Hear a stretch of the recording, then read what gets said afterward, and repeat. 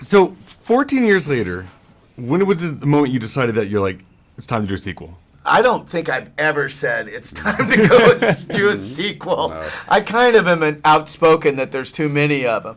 That said, I do like several of my favorite films are sequels, and I've done a couple myself. I mean, Mission Impossible Ghost Protocol was a sequel. So I think that I had the notion of Bob and Helen switching roles as I was promoting the first film. And I also knew that the audience knew that Jack had multiple powers, but the Parr family did not. So I knew I had that to play with too.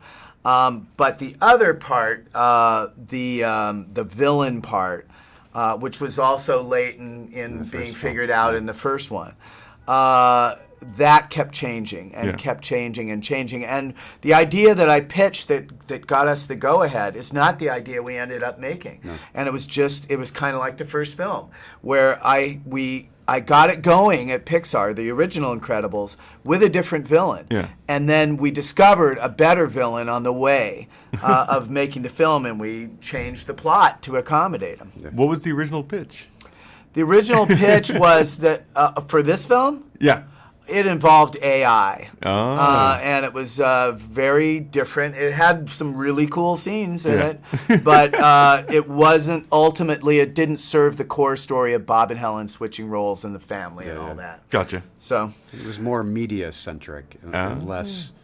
Get superheroes. Well, the first one was not media. The first one was AI. Oh, yeah. And then remember? And then we went the media. That was the third step. Yeah, so there's a lot of writing. I wrote a lot of stuff that I didn't use. Yeah. Do you think superheroes are good for the world? It depends which side of the fence. If you need your butt to be saved, I think you're going to waive some of the destructiveness. Yeah. Although I do side with Evelyn a bit, and you should rely on yourself. I think superheroes make us weak. Libertarian. Yeah. All right, that's right. Yeah. Superheroes can make you weak, right? Yeah. You shouldn't depend on them, but it's good to nice to have them. Yeah. Right. Greatest power, worst power for superheroes.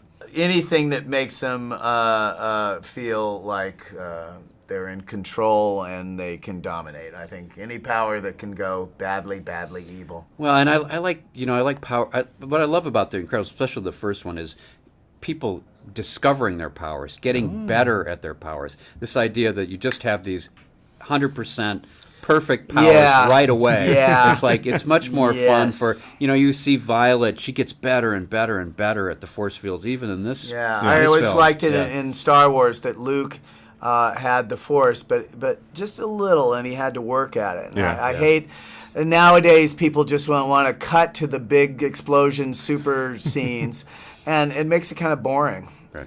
Name one person cooler than Samuel L. Jackson. Gosh, it's impossible. I know, God. Can't be done. I couldn't think of one. No. He was my first choice, so and we got him somehow. Absolute pleasure meeting you guys. Yeah. Thanks, too. Great. Thank you. See ya. All right.